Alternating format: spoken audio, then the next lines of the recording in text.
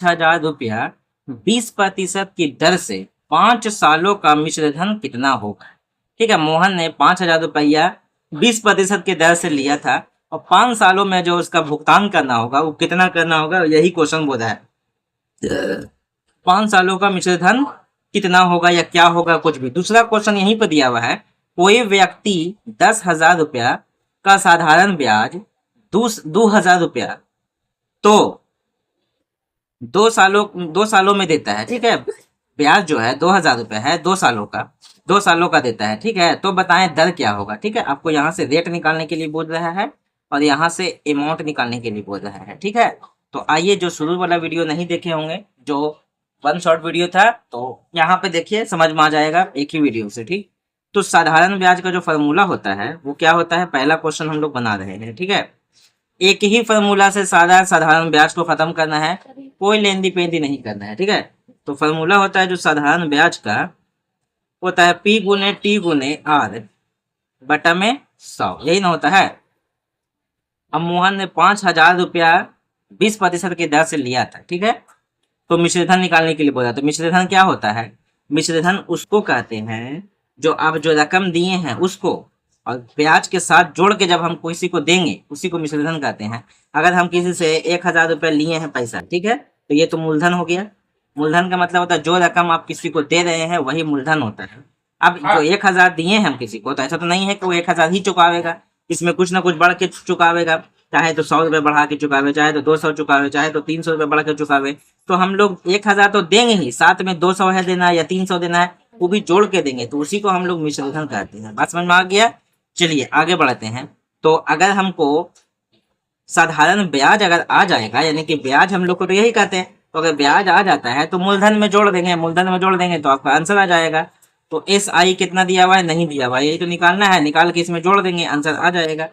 SI बराबर P कितना है, तो 5,000 है। ठीक है, वो नहीं, T कितना है, T है 5 साल, 5 साल। R कितना है, 20%। ठीक है, R का मतलब जो भी प्रतिशत में रहेगा ना उसी को हम R समझेंगे, जिसको रेट कहते हैं, दर। ठीक है, बटा में 100, 2 जीरो से 2 जीरो कट गया। अब गुना कर देते हैं, 5 25, 25 दूना 50। ठीक है, उसके बाद 2 जीरो बैठेगा। बात समझ में आ रहा है या नहीं आ रहा है, कुछ गड़बड़ हो रहा है। 2 जीरो से 2 जीरो कटा और यहाँ है 50, तो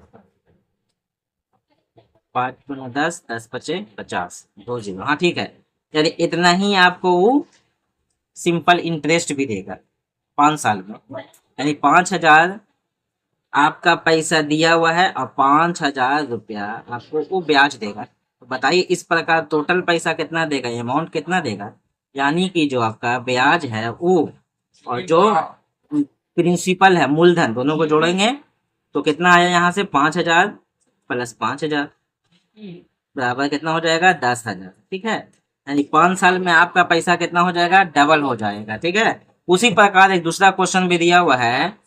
ठीक है, दूसरा क्वेश्चन दिया हुआ है कि ₹10,000 का, यानी P ये दिया हुआ है, क्या दिया हुआ है, P का साधारण ब्याज, ब्याज अब आ गया है। ठीक है, SI हमको पता चल गया है, 2 साल का समय क्या है, 2 साल देता है। तो बताएं दर क्या होगा। ठीक है, यानी आज ये वाला पूछ रहा है, यहाँ पर फिर फॉर्मूला लिख देते हैं, P गुने T गुने R बटा 100।